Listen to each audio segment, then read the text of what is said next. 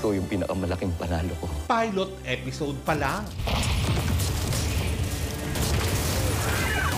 Bumuhos na agad ang mga luha sa dambuhalang comeback sa GMA Prime ng Lolong Bayani ng Bayan. Ang inaabangang pagkapatuloy kasi ng love story ni na Lolong at Elsie na udlot. Sige na! Sige na! Sige na! Sige na! Tumakas ka na! Goosebumps at makapigil hininga rin ang action scenes.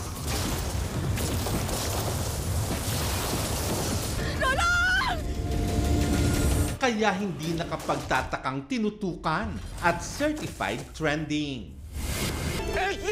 Kahit po ako personally sobrang natuwa po sa pilot episode ng Lolong kasi wala po ako napapanood na clips eh. 2 beses ko pinanood parang sa GMA pat sa GTV. Kasabay ng milyon-milyong kapuso, tumutok din daw ang pamilya ni Ruru.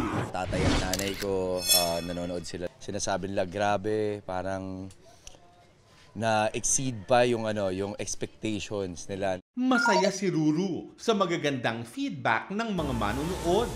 Mas marami pong pasabog, yung ibang mga eksena halos 2-3 araw po namin kinunan para po mas mapaganda pa. Marami po kayong makikilalang mga bagong karakter